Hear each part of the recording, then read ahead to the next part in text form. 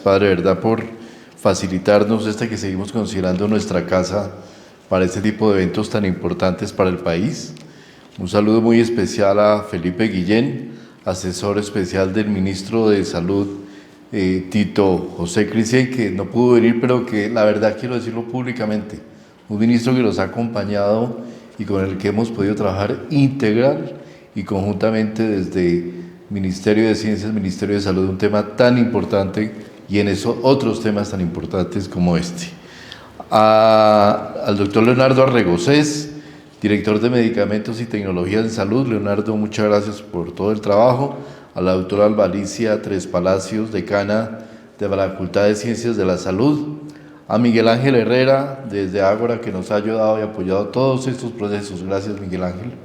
Y a todos los participantes el día de hoy, académicos, representantes de gremios y demás personas que nos acompañan presencial y virtualmente. Yo quiero iniciar con un poco de historia y este tema de la soberanía y la seguridad sanitaria. Y quiero iniciar acompañándolos el 27 de julio a Carlos Dager, un hombre que ha sido en los últimos años muy importante porque ha sido quien ha venido recogiendo la historia de la salud pública de Colombia, en el lanzamiento de un libro que se va a lanzar el 27 de julio que se llama Noticias de la viruela y la vacuna. Y Carlos, en lo que me ha compartido para ese estudio, ese libro y otro que me ha pedido el favor de prologar, un poco la historia de lo que ha sido la seguridad sanitaria en Colombia. Uno tiende a creer que cuando nosotros nacimos, cuando nosotros nacemos, nace el mundo. Y resulta que este mundo, incluso este país, tiene una historia. Desde la conquista en lo que hoy llamamos Colombia, o lo que hoy llamamos Suramérica y Latinoamérica, desde la conquista, toda esta región del mundo tuvo epidemias de viruela cada 20 años. Cada 20 años se presentaba una epidemia de viruela. La mayoría de las veces se moría la gente totalmente. Quien sufría viruela se moría y existía de alguna forma una técnica de inoculación, pero también era terriblemente compleja la inoculación con las propias costras de las personas que sufrían viruela. Esto tiene una diferencia, esto cambia un poco en 1801, en la epidemia de 1801, cuando de pronto despierta la sociedad, el mundo contemporáneo a una nueva visión de lo que es la importancia de la vida de la gente. Ya empezó a ser un problema que la gente se muriera. Y la diferencia que hace esto fue la Ilustración al final del siglo XVIII. En 1801 se presenta una nueva epidemia de viruela y el virrey de la época, el virrey Mendinueta, utiliza una estrategia de contención. Por primera vez en esa epidemia se genera en la Nueva Granada un plan para contener la epidemia de la viruela. La epidemia de la viruela de 1801 empieza en Popayán y él pretende evitar, como nos sucedió al inicio de esta pandemia en muchos municipios y departamentos de Colombia, evitar el tránsito de personas.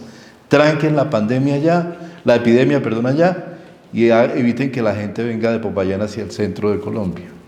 A eso se opone el cabildo de la época, diciéndolo que era mejor una estrategia de, en lugar de contener, mitigar. Contención y mitigación. De mitigar y era aceptar que nos íbamos a contagiar. Y bajo esa aceptación de que nos íbamos a contagiar, empezar a buscar alternativas para hacer que la población desarrollara inmunidad. Yo en esa época no se llamaba inmunidad, pero que se protegiera. Y esa se daba a través de la aplicación de una vacuna que se estaba experimentando en Europa, que se extraía desde las pústulas de las vacas y posteriormente de las personas se extraía el pus y se inoculaba, se inyectaba para poder prevenir que la gente terminara infectada, para darle y desarrollar inmunidad. Bajo esa decisión, ya el virrey Amari Borbón, que sucedió al virrey Mendinueta, decide desde España, desde el rey, traer una cohorte de 22 niños infectados, niños huérfanos, transportando en las virus y cada 10 días infectar al siguiente niño para tener y desarrollar pus en los niños y poder llegar aquí, al nuevo continente, con la posibilidad de vacunar la viruela. Y así se inicia lo que viene a ser el origen de la primera campaña de vacunación realmente que se llevó a cabo en Colombia. Podríamos decir el primer plan nacional de vacunación. Se crea la Real Expedición Filantrópica de la Vacuna, donde se hizo incluso, doctor Guillén, investigación. El sabio José Celestino Mutis, en cuyos escritos aparecen todo el tema de la botánica, pero aparecen apartes en sus textos sobre la viruela, él buscó de alguna manera, estuvo buscando por todos lados, y en las vacas criollas, las que estaban acá, se desarrollaban pústulas y no se encontró que hubiera pústulas, y estuvo intentando de alguna manera lograr ese desarrollo, innovación y tecnología. Después se logra de alguna manera contener esto, llega la independencia, llega nuestra dura historia colombiana de las guerras civiles y se pierde toda la transmisión o la preservación de la vacuna en las personas, porque se había mantenido la extracción de pústulas. Y en 1987, el doctor Jorge Lleras Parra, persona que yo no tenía idea que existía, estaba el doctor Lleras Acosta, pero este era un primo del doctor Lleras Acosta, encuentra un método para producir localmente vacunas y funda el Parque de la Vacunación, que en 1929 se integra con el Laboratorio Samper Martínez, y de ahí surge nuestro Instituto Nacional de Salud. Colombia erradicó la viruela. Colombia logró la erradicación de la viruela con vacunas totalmente producidas en Colombia. Totalmente. En el año 2001 perdimos esa historia y produjimos la última vacuna. De manera que, bajo esa historia, creo que quienes estamos en este momento en cargos de gobierno y ustedes que están en la academia y en los gremios, todos tenemos la responsabilidad de volver a lograr esa soberanía y seguridad sanitaria que Colombia tuvo y que le permitió erradicar la viruela en Colombia. Esto es un poco lo que estamos trabajando desde el Ministerio de Salud, bajo las instrucciones obviamente del presidente Duque y con el apoyo de todos los ministerios, muy especialmente con el Ministerio de Ciencias, pero también en un proceso en el que interviene Mineducación, el SENA, todos trabajando en lo que incluye este proceso, y que el doctor Guillén adelantó algunos temas. Nosotros, ¿por qué hablar de seguridad y seguridad sanitaria?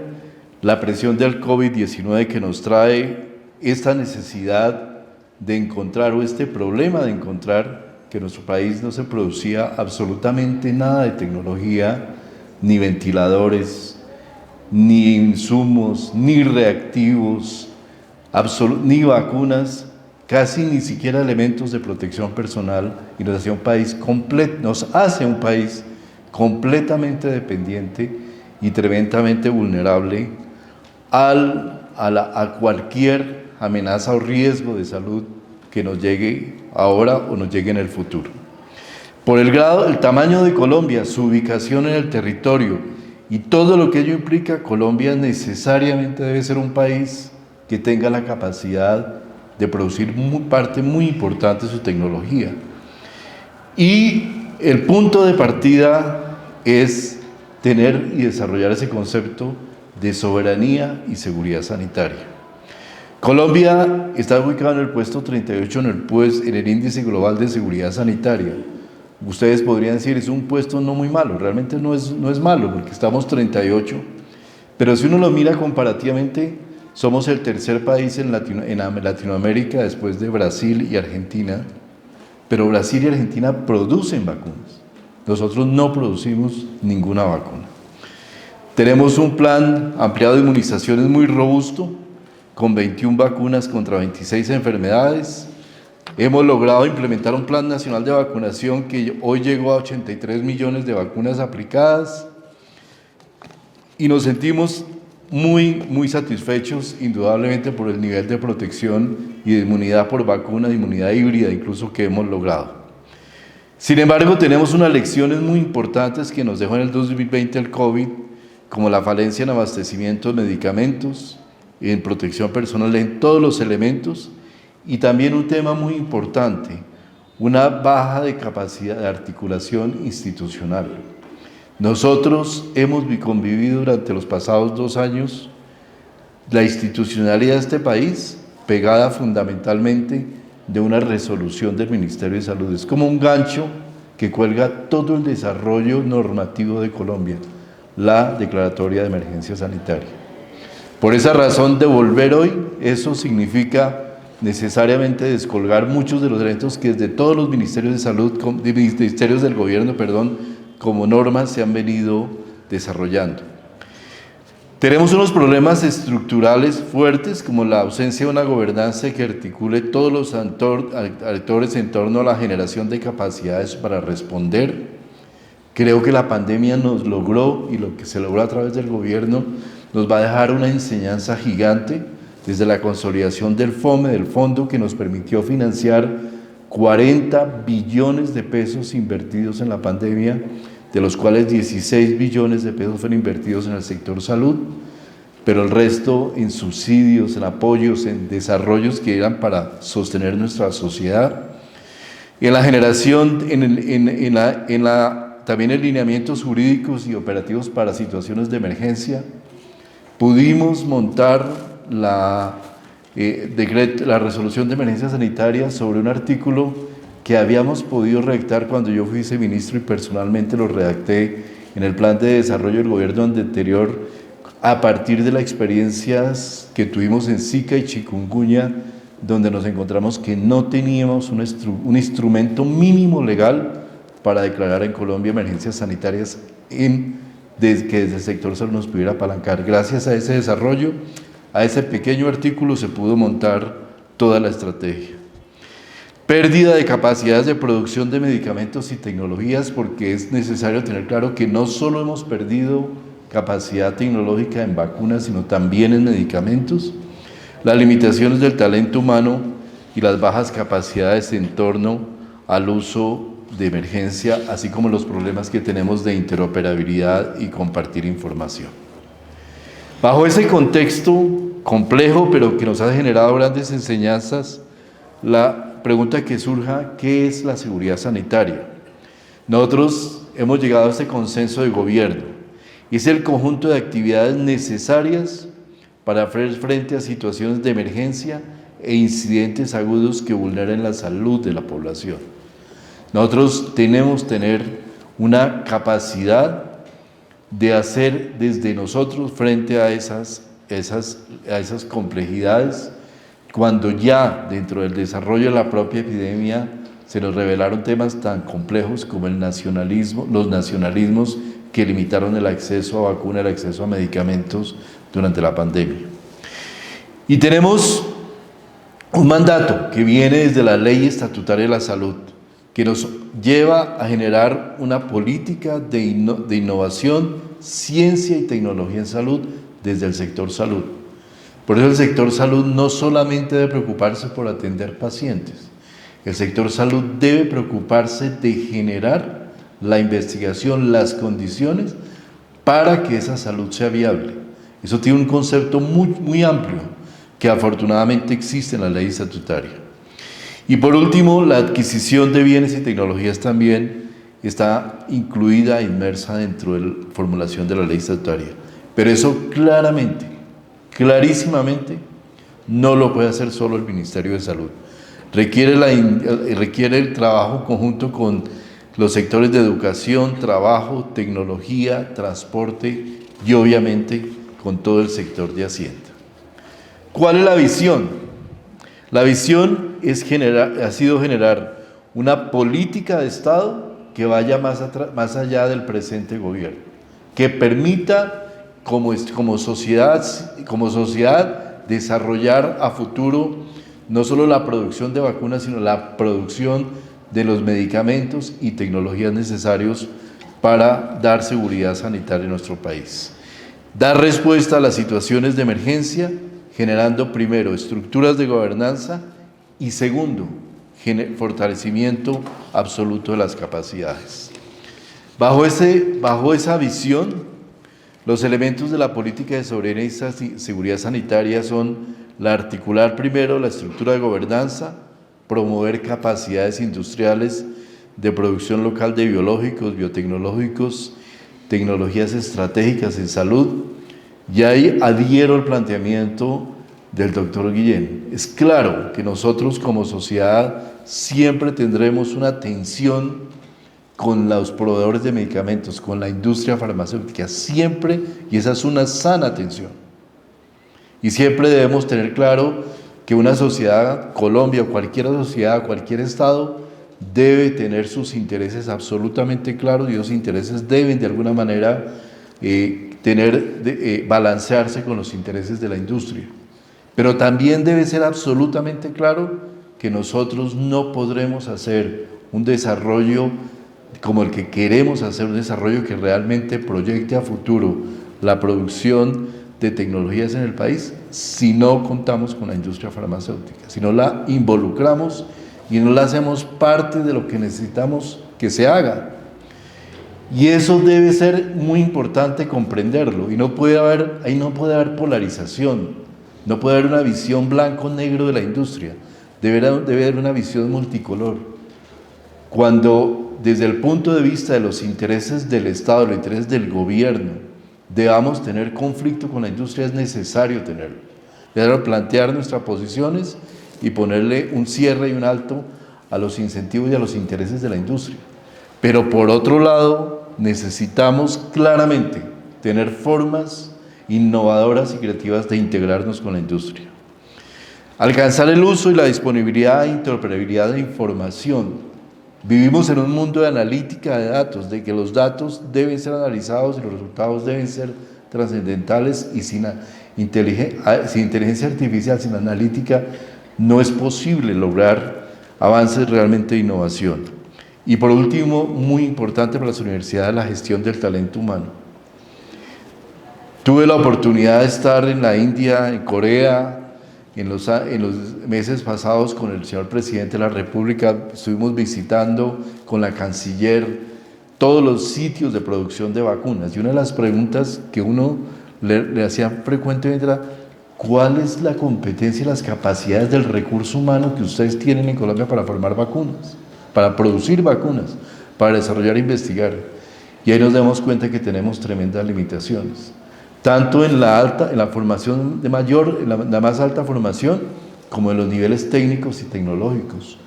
Pero hay un mercado y una competencia mundial, global, por los recursos capacitados en producción de vacunas.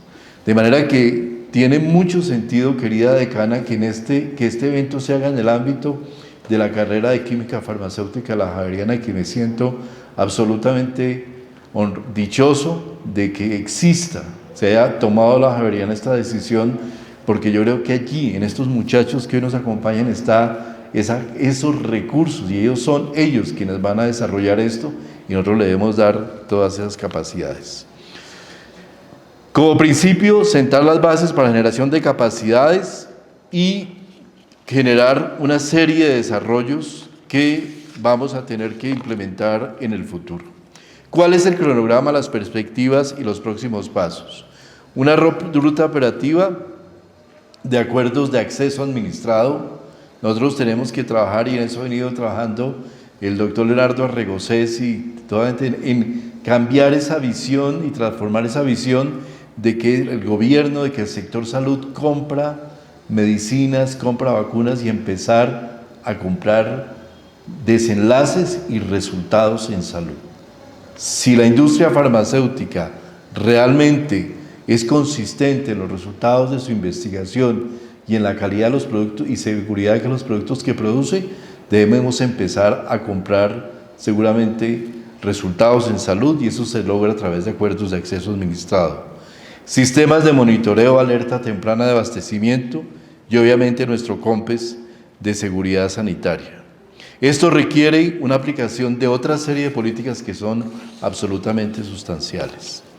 ¿Cuáles son los factores críticos que tenemos para el éxito? Realizar las evaluaciones de tecnologías para identificar aquellas tecnologías innovadoras cuyo precio se asocia a su valor terapéutico, una articulación mucho más profunda en la coordinación intersectorial, esa visión de Estado y esa participación activa de todos los agentes del sistema.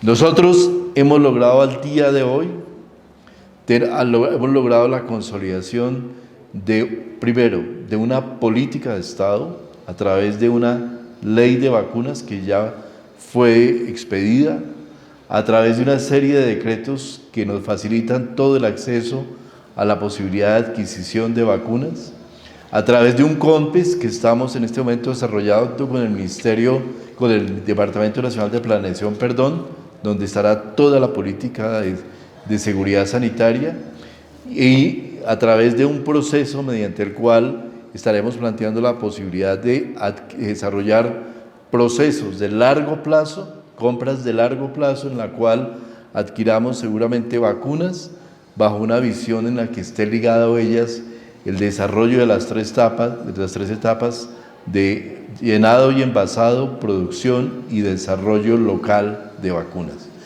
Ese es el panorama que tenemos en el presente y que esperamos a dejar, por lo menos en lo que compete a la Comisión y al COMPES, completamente terminados en el presente gobierno y muy avanzado el proceso para la generación de compras focalizadas de vacunas, por lo menos integradas a la producción de vacunas.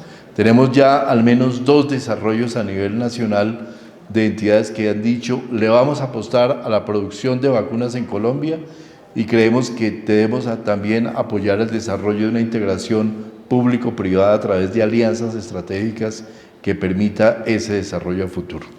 De manera que yo quiero decirles que desde esa visión de lo que perdió Colombia, tenemos una tarea inmensa por ganar.